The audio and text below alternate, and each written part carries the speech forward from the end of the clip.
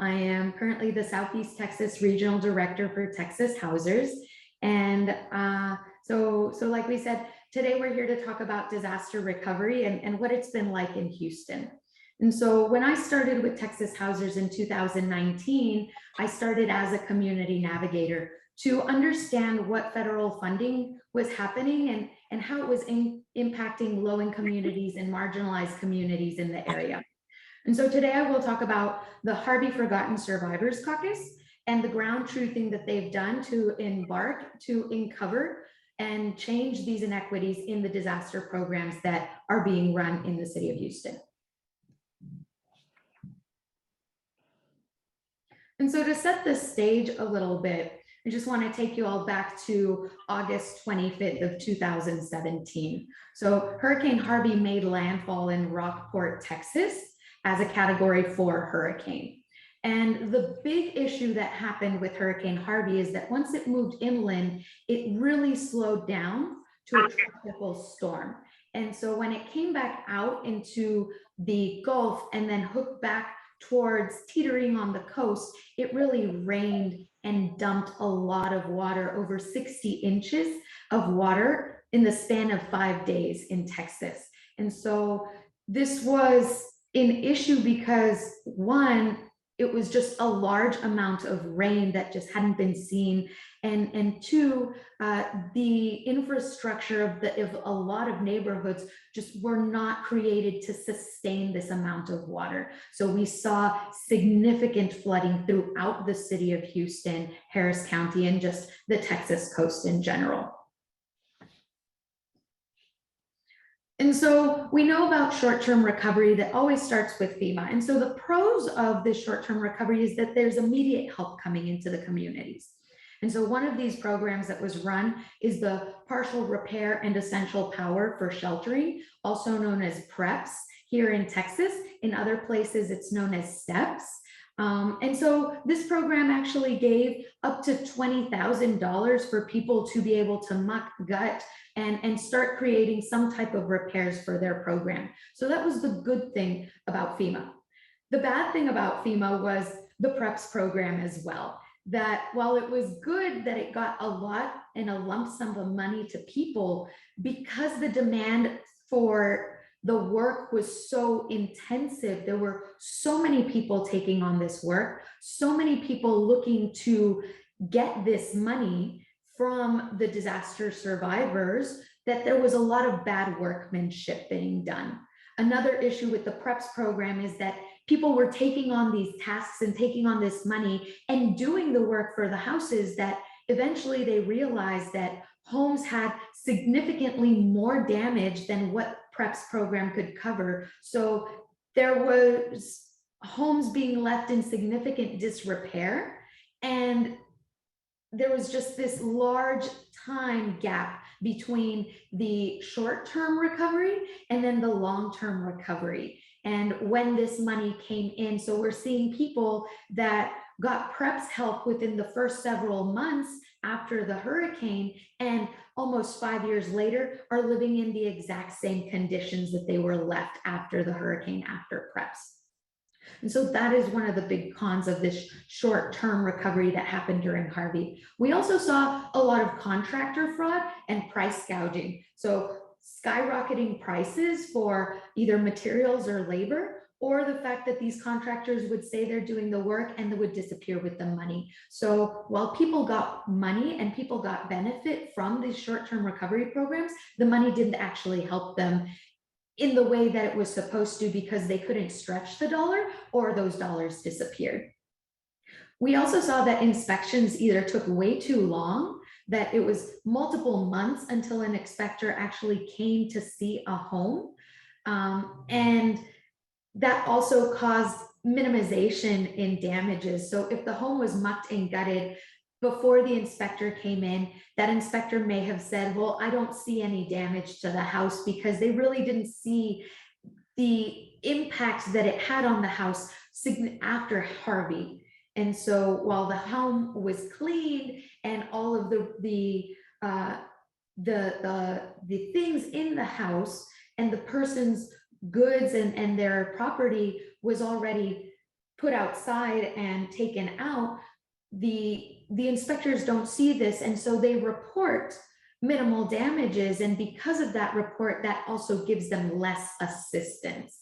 And so we see that being a big issue in how people are able to recover because they're not getting the dollars they deserve. The recertification of assistance is also an issue, say for temporary housing assistance. You have to recertify every 2 months that you need this assistance, even though that FEMA allows you to have up to 18 months of assistance. So this is just a constant renewal and constantly trudging through these short-term recovery programs to continue to stay assisted. And these programs do end significantly before any long-term recovery assistance comes down the pipeline. SBA, or small business administration loans, actually were a big confusion. And so FEMA was actually telling people that you had to apply for the SBA loan first, and you had to be denied by SBA in order to receive FEMA assistance. And so lots of people that actually could not sustain an SBA loan, that had very minimum incomes, were being given these loans. And so now they were taking on these big loans with just an income that they could not pay back in any amount of time, even though these loans have a very small interest rate. And so this benefit coming from the short-term recovery, we will talk a little later as how this funding is actually creating issues for these long-term recovery programs. And in FEMA, we also saw that renters are just significantly underfunded. In order to get assistance from FEMA as a renter, you need to have a minimum of $2,000 worth of losses. And so if someone as a renter cannot show that they lost $2,000 worth of damages or goods or property, then FEMA did not give them any money. So those are a lot of the issues that we saw with FEMA. And so this is the home of one of the Harvey survivors in Harris County. And so this is a home in that PREPS program. It was a 3-bedroom house that this Katrina survivor was actually displaced to Houston and ends up getting a house through Habitat for Humanity. And then the PREPS program comes in and does this partial repair for sheltering. So we can see those outlets are just right here. So that was, but we see all this line just kind of open and exposed. We see that he is actually sleeping in his living room. So while the home has 3 bedrooms, he is not able to use absolutely any of his rooms. And so every single room in the house had a 4-foot and below was just open and had no sheetrock. And you can see that the home is to the foundation. And so he's just living with concrete floors. Unfortunately, this person was foreclosed by Habitat for Humanity because they had not paid their mortgage payment because they were trying to make repairs to their home. Habitat for Humanity actually asked this person, would you like us to repair the home, or would you like to do it yourself? Which is questionable to me, why Habitat for Humanity would ask that question if people that they help tend to be low income. So why they didn't repair the house for them and give them that option, and then ended up displacing this person with foreclosure, is a big problem. He ended up living for months in his car. He had nowhere to go. I lost contact with him because his phone just stopped working because he could not pay for it. And many, many months later, I get a phone call from him saying that he was actually found by a random family when he was living in a parking lot out of his car, and they actually took him in, and he's been living with this random family throughout the whole pandemic, which is a grace that someone that does not even know this person would take them into their home. So something else that we saw through the FEMA issues, and so this was an investigation done by former Hauser Amelia Adams about FEMA's denial rates. And so what we can see here is that the percentage of denials per income bracket is rising as the incomes decrease. And so we see that anybody that has over $70,000 as a household income, only 10% of those applicants were being denied. Unfortunately, once we see people at $30,000 or below, those denial rates significantly start jumping to the 40 percentile or higher. So we're seeing that people with less income are being denied at a higher rate. If we want to look at this in a different way, we can look at it as a percentage or a share of the total denials. And so the yellow bar, the mustard looking bar, is the total applicants. And then the red bar is the total share of applicants that were denied. And so we would assume that there would be some sort of proportionality or correlation between the amount of applicants that applied and the amount of applicants that were denied within each of those income brackets. Unfortunately, what we see in the category of income less than $15,000, while the share of total applicants is only 13%, the share of ineligible applicants is 24%. And that also goes for people making 30% or less. We see that start being a little more proportional in the level of making $30,000 to $45,000, and then it starts going down in denial percentages for those incomes as they go up. And so if we look at the previous slide, we see that that kind of where it starts balancing, that 30 to 45 also has a very small percentage of people that are being denied compared to lower incomes. So this is just an issue that we're seeing. And so asking ourselves, should there be more proportionality, and why are people with less incomes being denied at higher rates? So that's the short-term recovery. The long-term recovery is through Community Development Block Grant, or CDBG-DR. And so this is just a timeline of the first year since Hurricane Harvey made landfall. So we see that happen on August 25th. On September 8th, President Donald Trump actually signs that Continuing Appropriations Act of 2017 to tell Congress to give funding down to the state. And so it isn't until February of the next year that HUD actually publishes that ruling to say how much money they're being given and how this money is going to be utilized in these spaces. So we see then between when the Federal Register notice is published, it takes GLO about 2 months to create, right, and publish their action plan to put it out for public comment. And that was actually put out in April and then submitted in May of the 8th. And then we see that HUD actually approves that comment, that state action plan in June. Because there was direct allocation for the city of Houston and Harris County, once that initial action plan was written, each of these two jurisdictions had to write their own action plan, which was put into Amendment 1 and represented to HUD. And then that was submitted to public comment in September. So just writing these plans and having the community write and comment and HUD approve this took a whole year. And so people are waiting for this first year, getting FEMA assistance, but also knowing that that short-term recovery assistance is going to run out fairly quickly. And we need these programs to stand up and actually do something for the community before they're left out on their own. And so enter the Harvey Forgotten Survivors Caucus. And so when I started working at Texas Housers in 2019, we started trying to figure out what we could do to really understand what was happening with this funding. And so Texas Appleseed, Texas Housers, Texas Organizing Project, and West Street Recovery brought together several homeowners that we knew were either already applying to the program in the city of Houston or very interested in pursuing these long-term recovery programs.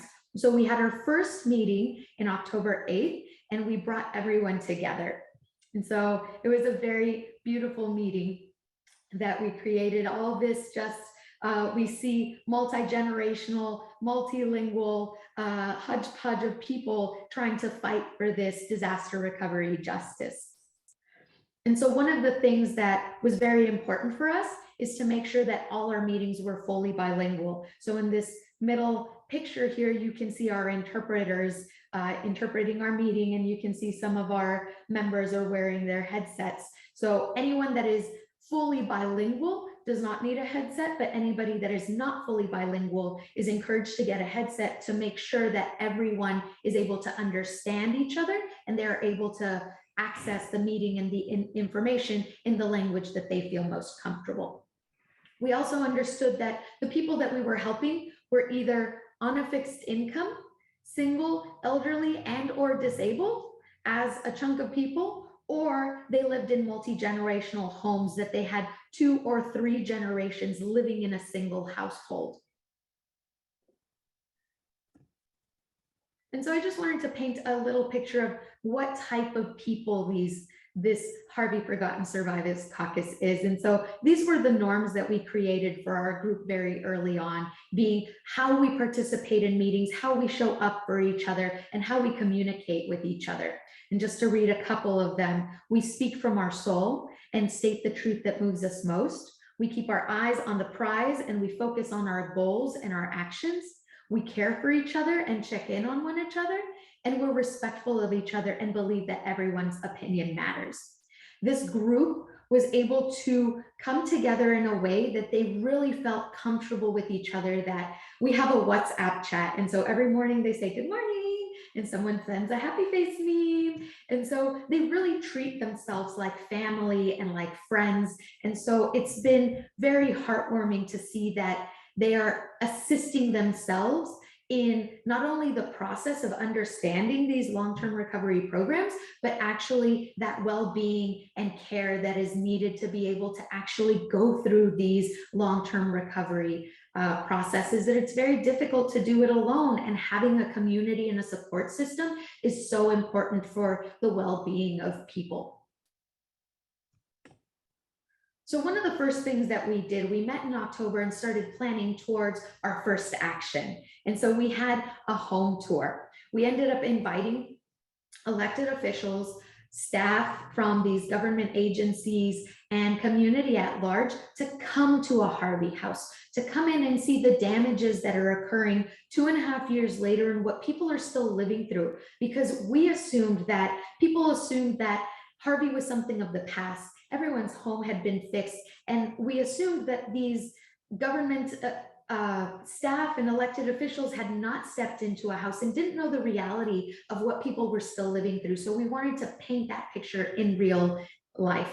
And so we invited several people, and you can see we were standing outside. We gave testimony in front of the house to be able to explain to people what was happening and what we were fighting for. We issued our list of demands, and then we invited people to walk into the house and actually give a tour. And so we say that the caucus was wearing masks before masks were cool, because we were definitely promoting people putting on masks and not breathing in the mold that is coming, that you smell in this house, making sure that we are protecting these people as we invite them in, just the way that we would want the people living in this house to be protected. And so we know that mold affects your health. And the little girl that was actually living in this home, she was 10 years old, started developing significant asthma and breathing issues. Once a nonprofit moved that family out, within 2 weeks, she stopped using her respirator and her asthma significantly calmed down and decreased. So it is just to show that the livelihood and the way that people are living and continue to live in these dilapidated houses really affects not only their mental health, but their physical health as well. And so this is our group at the end of that meeting, and just in community, and really showing the power and the success of this first action. And so we were really ready to hit the ground running in 2022. We had our action in January with our list of demands. We got a commitment from the city of Houston's housing department to start meeting with us. And then the pandemic begins. So we had to shift our organizing very quickly to a virtual space. And so we started holding telephonic meetings every week. And so we were able to start meeting with the city of Houston on a monthly basis to understand what is happening with the barriers, what is happening with the cases, and actually check in on their cases. And the city of Houston housing department was very amenable to meet with us and give us this information. So we were very grateful for them to give us that opportunity. And so during the summer, we started learning about these barriers and really pushing that progress. We also learned during the summer that the GLO was trying to take over the program from the city. They were able to do that with Harris County. And while they took the program over in January, they actually didn't start the program in May in Harris County, which was very strange because they really made the push to start the program in the city of Houston and kind of shamed the city of Houston for losing that program. And so when we were trying to understand what was happening with this takeover, we actually started meeting with the GLO representatives to understand what they were trying to do, how they were trying to assist the city of Houston in their program, or how they were attempting to take this program over. And so during the summer, the city of Houston and the GLO told all of the caucus members, do not transfer to the GLO program, even though the GLO opened a program in March of 2020. So they said, stay with the city of Houston's program, everything will be fine, don't worry about it, continue the course. And so we did. Actually, one of our members jumped ship and started with the GLO's program early on. And so that was kind of our litmus test as well to see how each of the programs was kind of moving forward. And so in the fall, we were organizing to really put this into work and trying to get these two agencies to come to the table with the community to be able to find a solution to do this in the best way that actually assists the community. Unfortunately, we did not get any actual response from the elected officials that are administering these agencies and programs, and the negotiations were done behind closed doors without community input. And while those negotiations were made on October 8th, the caucus was not informed of this until the middle of November, when the city staffer and not either of the agency department heads gave each of the applicants a call to let them know that we are sorry that your application is being moved to the GLO. And so many of our caucus members were actually to the point that they were about to sign the award obligation document. And that was the actual cutoff of who stayed in the city program and who went into the GLO program. So all of the progress that we made during 2020 with the city was null and void because we were all being moved to the GLO's programs. And so then our focus in the winter of 2020 was to tell the GLO and the city how this transfer should be done. So we wrote a second list of demands to explain to the GLO what we as the caucus and the applicants expected them to do for us as a service that they are imparting on us. In 2021, unfortunately, the whole first quarter, the GLO was just organizing files. They received all these files from the city of Houston, and while we were promised by GLO administrators that no one would lose their place in line, none of the work would be duplicated that the city already did, and everybody, all the work would be honored by the city of Houston, and everyone would be put where they were. None of those things actually happened. So the GLO got all these files, and in the summer, we started seeing all the re-verification of these documentation. So everyone went back to intake and eligibility. And then we finally see a lot of progress in the fall when we see all these inspections being redone, all the assessments are being redone. And so all this work that the city of Houston has actually done and probably spent money on administrative costs to pay for their staff to do, and they have all that paperwork and they sent it to the GLO. The GLO actually redid all that. So they're probably incurring all these administrative costs again and duplicating the benefits of the agencies to be able to do this work. So are they actually taking money away from being able to rebuild houses because this becomes an administrative cost because they are not doing things in a coordinated manner? Possibly. In the winter, unfortunately, we saw a very big halt in cases. Moving out really got halted because we assumed that no work was going to be done over the holidays. So people were ramping down their schedules. So schedules meetings were being stopped, inspections were being stopped. We actually heard that there was an issue with permitting between the GLO and the city. So that halted permitting during the winter. And so absolutely no movement happened during the end of November and December that people are really, I assume, winding down for the holidays. And so what we're seeing as big barriers of the program, and to really get into these issues, is first off, the program eligibility. Because this money is run through HUD, all of HUD regulations are requirements. And so one of these requirements is you need to be a citizen in order to receive the funds. And so that is just a big barrier in who can and cannot apply for this funding. We also saw property taxes were an issue. The applicants either must be current on the property taxes or in a payment plan. And because of the way that the program was really having delays, maybe someone got on a payment plan and by the time the GLO assessed their eligibility, they'd fallen off the payment plan. And so they were returned into intake in order for them to get back on a payment plan or pay up their taxes. And so this is just kind of a cycle of going back and forth between intake. We also saw a major issue with deed and clear titles. We know so many people have homes in airship, and so that created a lot of delays that I'll also speak to.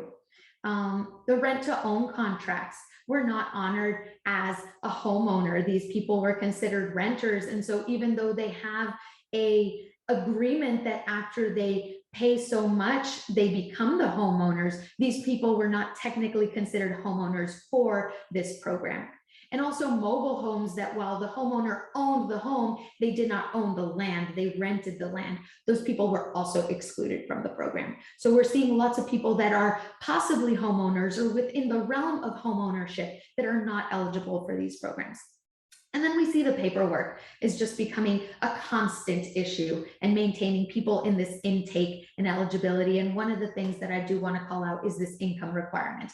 Every single time we start a brand new year, the program needs to get new and current income requirements. So if the applicant applied in 2018 and we're now in 2022, every single time that we started a new year, the case manager actually connected with the homeowner and said, please send me your SSI, your disability letter, your income, your bank statements, and all of that stuff. And so when we got into 18 and 2019 and 2020 and 21 and 22, this was being asked for every single year. So every time there's some type of change in the program, homeowners are being asked to refill out program documentation or re-sign program documentation that just becomes a barrier in them actually getting through the program.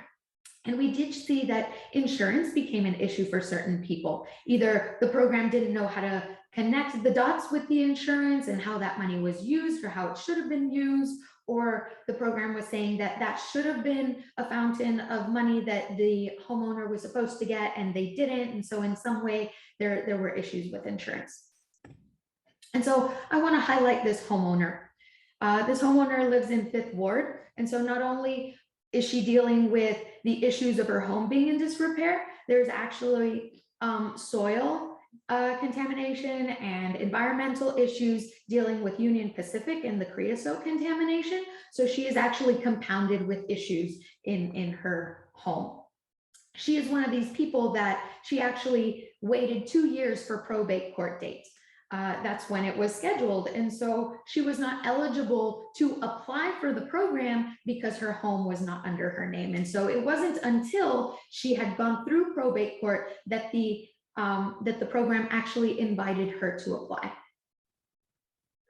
She also had significant tax issues, and that's where we're saying that she would get caught up, and then 2 months later, the program case manager would actually check on her case and then tell her, oh, by the way, it looks like you're no longer caught up, so we're taking you back to intake. And then we're seeing that her issues have created a significant duplication of benefits and a miscalculation, and I will get into these miscalculations further into the presentation. And so that duplication of benefits issue has actually kept her from months away from that award signing and actually getting into the construction phase of the program. So we've just been back and forth just trying to figure out what this duplication of benefits is. They're asking her to show up with a $6,000 check to the meeting, and they say it so nonchalantly. But if people had this money sitting around, they would be fixing their home and not waiting for these programs. So it's kind of inaccessible for people. We also see barriers in the actual program design. And so we're seeing low-income neighborhoods left out of a lot of things that the program is saying that they can give. And so one of these things written into the design is that garages are only rebuilt in areas where the HOA or the homeowner association has it written into the deed restrictions. If it is not written into your HOA, or there is no deed restriction saying that you must have a garage, even if you had a garage previously, they will not build a garage on your home. And so we're actually seeing that issue, and who does not have HOAs are normally lower income neighborhoods. And the people that do have those deed restrictions tend to be in more affluent areas. So the ones that are getting the benefit and getting more money towards their homes are the more affluent areas. We're also seeing that because they're using this very cookie cutter building structure, that they just tear down the house and rebuild A, B, or C homes, these historic neighborhoods that they have these brick veneer exteriors are not matched. And so what some community are calling the beach houses. We see all these beautiful brick houses, and then the GLO rebuilds this beach house. And so it doesn't match the character of these historic communities. And that has actually become a really big problem for these homeowners and the neighborhoods, that they really value their community and the history of their community, because most of these areas, or a lot of these areas, are freedmen's towns, have value in who these people are and generational value, and we're losing that in the way that they're reconstructing these homes. The program design also has an issue with the valuation of the house.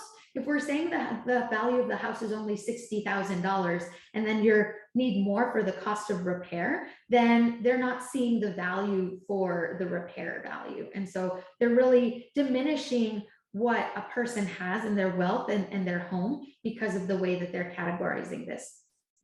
The program design also has this over under for rehabilitation and new construction, or what is this demolition.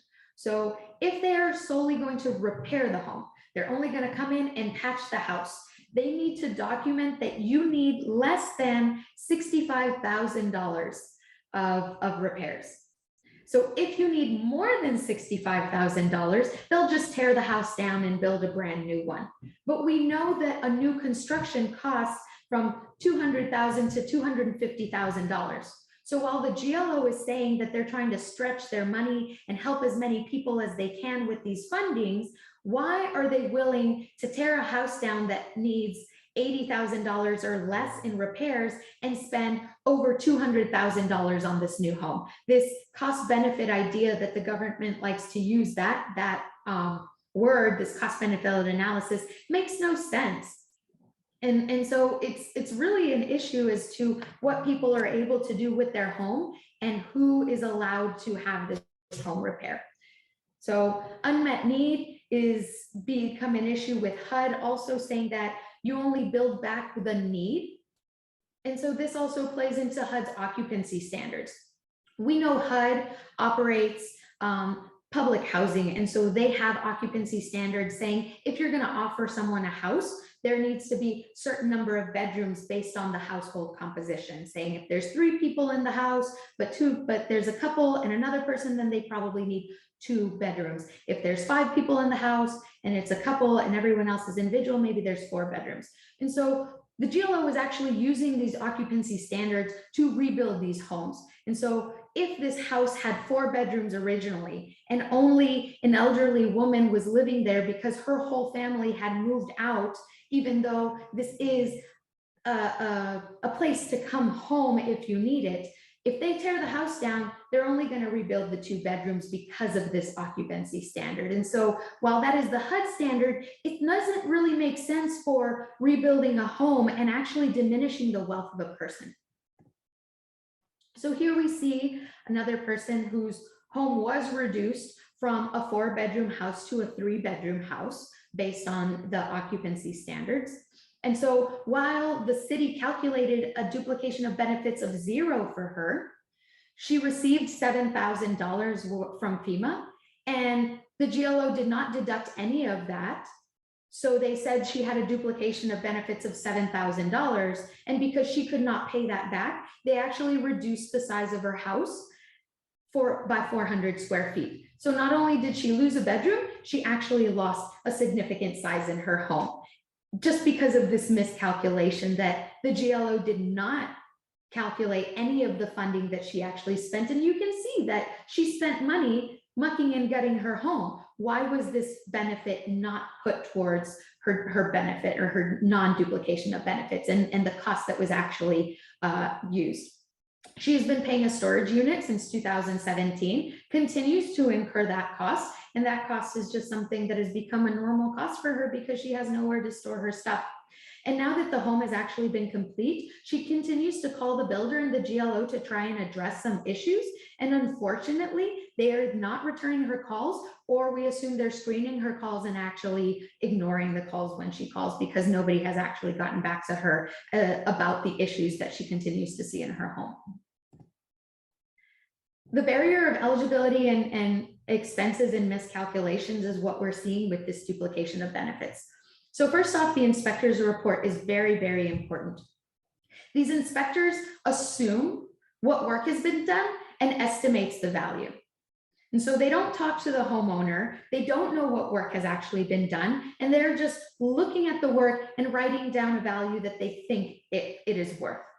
There is a document that is called the self-certification of expenses that is submitted by the homeowner to say exactly where and how much they've spent. Unfortunately, the GLO never uses that document. It is never referenced, and so it is just another form of income barriers that you're creating documentation for a homeowner to have to submit, and then this information is not used. If this information was used, it would be able to pinpoint where the funding was used and how that duplication of benefits is actually lowered. And so this duplication of benefits is a miscalculation based on the estimates reporters. So the only real value used in this duplication of benefits calculator is the amount of money that the homeowner gets from FEMA or other assistance prior to long-term recovery. So they will subtract anything that the inspector report says has been work in place done, and then whatever they don't write in as work in place from that subtraction is that duplication of benefits. So like the previous homeowner we just saw, they did not subtract any work in place, and so her duplication of benefit was the full benefit that she received from FEMA. We're also seeing this issue of receipts. We were told very early on by the GLO and the City of Houston that receipts were never going to be needed, that as long as the homeowner could attest to where the work was done, how much they spent, that would be more than enough to get through the program. Unfortunately, when we get to this duplication of benefits issue, they were asked for these receipts. And so when they give them a faded receipt, the GLO says, this is unacceptable. Or when they give them a receipt that the contractor wrote out by hand, they say, this is too vague and is unacceptable. And so these homeowners are now being told, you don't need this. And then when they're told they need it, they're said it is not acceptable anyhow. So the documentation that they have is not being accepted by the GLO, and that's the only thing that they have. So this is a very big issue in the program. And then we also see this issue of mortgage payoff. And we wonder who that was actually being offered to, because we found people that were actually not being allowed into the program because they had a mortgage issue. If we knew that the mortgage could be paid off with these funding, then so many more people could have probably benefited from this. But who is actually getting this benefit? We don't know. It could be the more affluent people. It could be some less income people, but that's something that we haven't been able to understand. And so this is a mother and daughter in their home. The mother was the original applicant, and so they were forced to take on an SBA loan of $25,000 and then took out a lot of money from their savings. And unfortunately, they had a contractor steal $130,000. And so they were no longer able to finish their home, but they did get a lot of the work done. And so they were trying to apply for the repair and reimbursement side of the program. And so while they were in the middle of talking to the city about this contractor fraud, the GLO takes over the program. So they have to start from the beginning and start having these conversations again. Unfortunately, both the mother and daughter go into the hospital with COVID-19. The mother gets life-saving services and gets out of the hospital, and the mother does not get those same services, and she unfortunately dies alone in the hospital. And so now in this process, the GLO knows that the mother has died and now assumes that the daughter is the new applicant and is now being asked for all brand new document information and deed information. So not only is she getting over COVID, living in a bad house, grieving her mother's loss, now she has to deal with deed issues and new documentation to start the program from scratch. The city actually calculated that they had done $103 of work in place and only needed $13,000 of repair.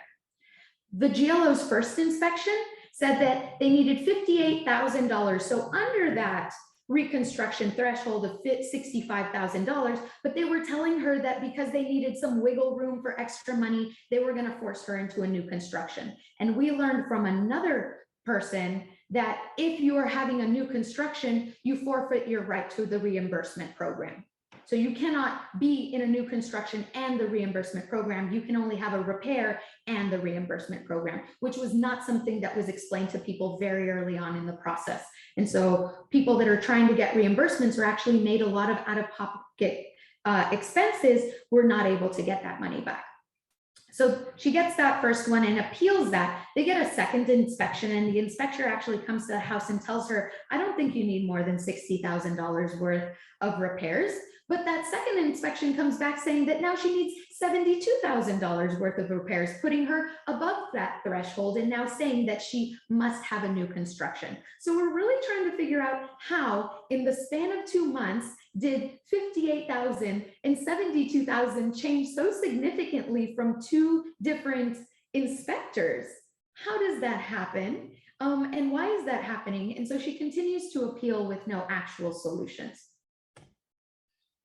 Another barrier is just the cost of government funding. Unfortunately, I was heard from a program administrator that people should be happy that they're going through this free program. And I actually had to speak up because it didn't sit well with me to tell me that this is a free program.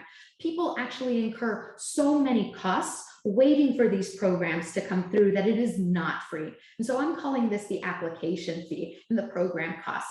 So people are spending money to print, scan, fax, and notarize these documents because not everyone has a computer and a scanner at home, especially the low income and marginalized communities. We see them spending time, money, and gas on document collection, making phone calls, driving to resource centers or agencies to ask for these documents. And so we're also seeing that they're incurring costs of storage during the application fee and the construction. We also know that for reconstruction, the homeowner is actually incurring the cost of utility shutoff and reconnection. So they need to take the meter out, they need to put the meter back. All those costs are costs that the homeowner needs to take on. We also have the cost of waiting for assistance. So temporary housing that's duplicated during the application and construction phase. So a lot of people couldn't live in their homes. And so they're being displaced either to another family's home, being doubled up and paying into their rent, or actually renting another unit. And so incurring this double cost of housing.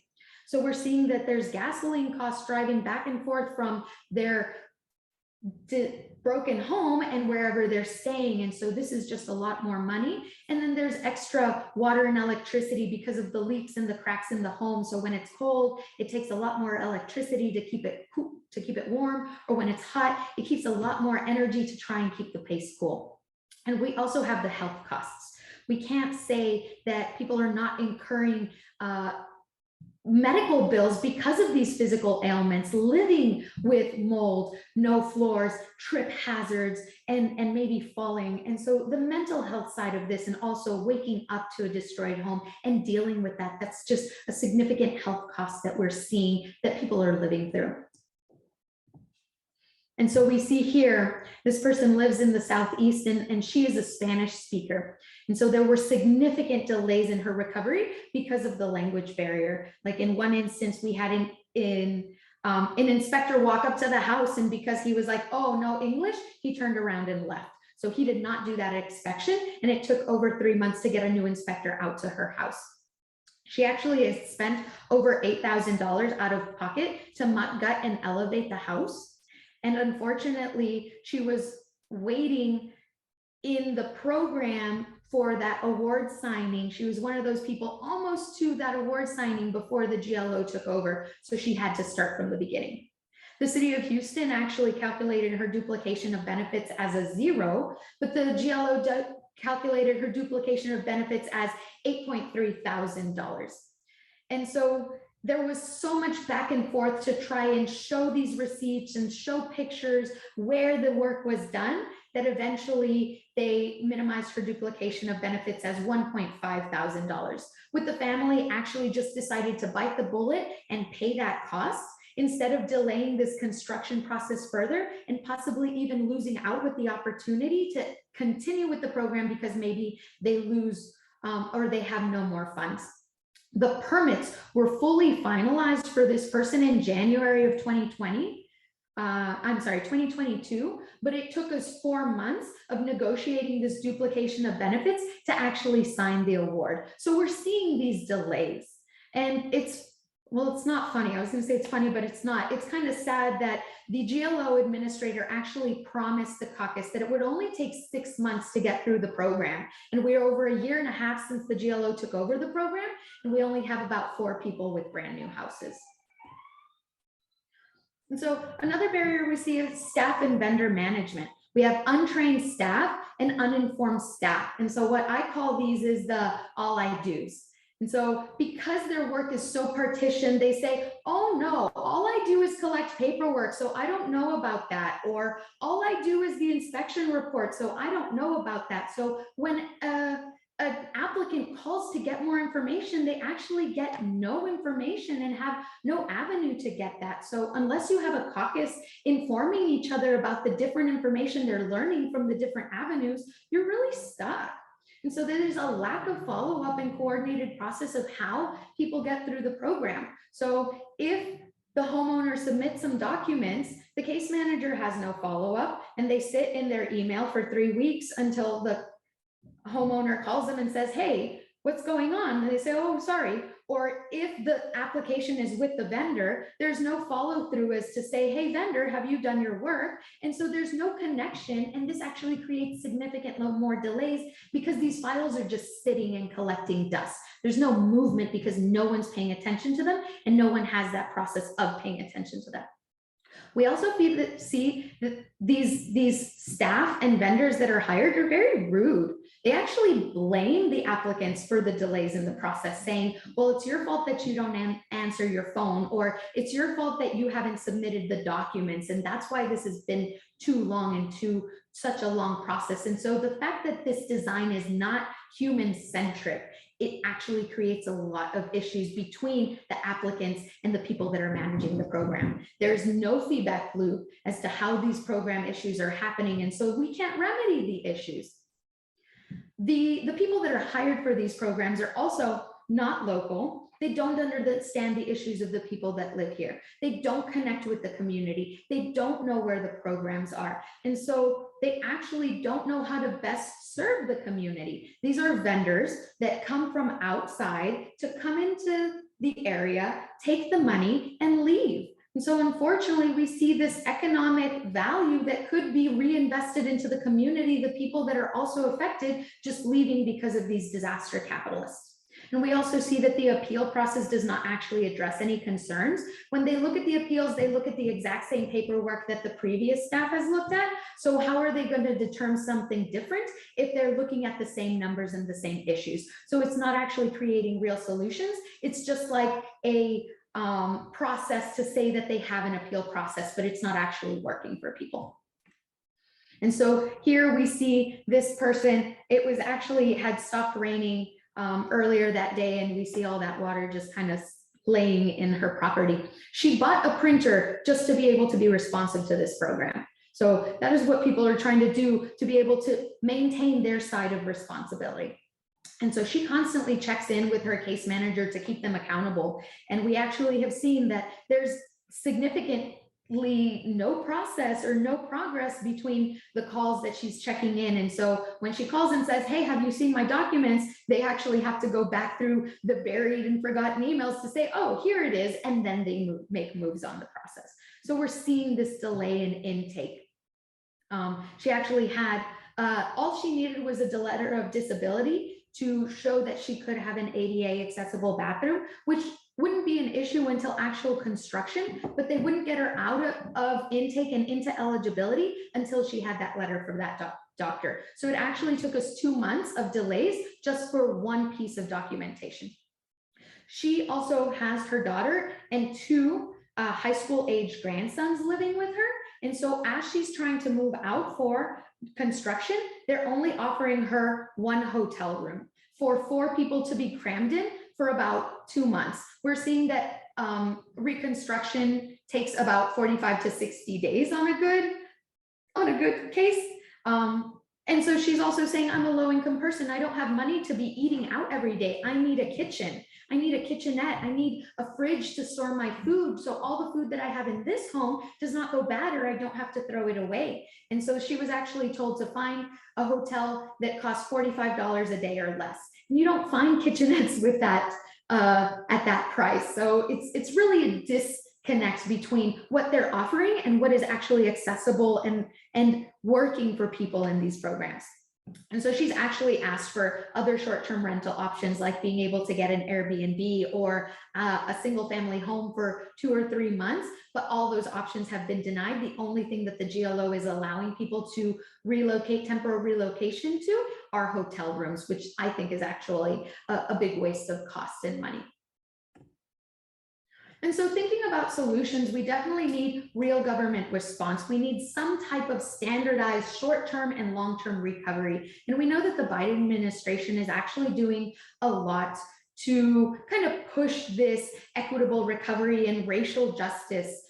So we know that one of the things that are coming down the pipeline on HUD side is a universal federal register. So we're hoping that that happens sometime this summer or fall, and to be able to make those comments and really help HUD strategize a way to streamline getting the money to the communities in a faster way. Again, the design of the program needs to be changed. It needs to be human-centric program design. We need solutions that are tailored to the needs of survivors, and we need to be able to check those solutions with the real life experience. And so we want a feedback loop. We want a way for caucus members to have a seat at the table and be able to help the government and government agencies understand where their barriers are and how they can better those issues for programs, so we can actually expedite these processes. And then the workforce is a big issue. Like we talked about, they hire vendors, they hire contractors, these disaster capitalist contractors that actually just wait for the money to go somewhere. So we see all these inspectors literally fly in, take the contract and leave. Or these developers that fly in, build all these houses and leave. So they have no connection to the people, no connection to the land, no real understanding of who are here. And so we think that the people that need to be hired need to be survivors, need to be from the community, need to understand how the need is, where the need is, and how to best connect with people to best serve them. And so that's what we're asking. Hire within the community, hire the survivors, because they're going to be the ones as case managers that are actually going to care about the applicants and actually understand what they're going through. So this is just something that we believe is best practices. And so a couple more solutions is accountability. The community needs oversight. We need to be at the table. We need more than just public comment every time there's a new action plan. And we know that most of these public comments don't even get written into the action plan. Once the government agency writes their plan, it's very minimal what they actually do to change what they're associating with their plan. So we need to make sure that our comments are actually implemented. We need more transparency and better reporting. If we don't know what the government is doing, who is getting assisted, who is actually getting left out, we're not going to be able to better these programs. And then we just need to cut out the politics in general. We know that there's been an issue with how these programs are run, who is administering the programs, what agency is got the money and how they're giving out the money. And so that actually creates barriers because the focus is not on the community, the focus is on the people who want to run the programs. So we need that as a solution. And then other opportunities, we just need to assure that government solutions work for the community and make sure that there's adequate public engagement for future programs. So thank you.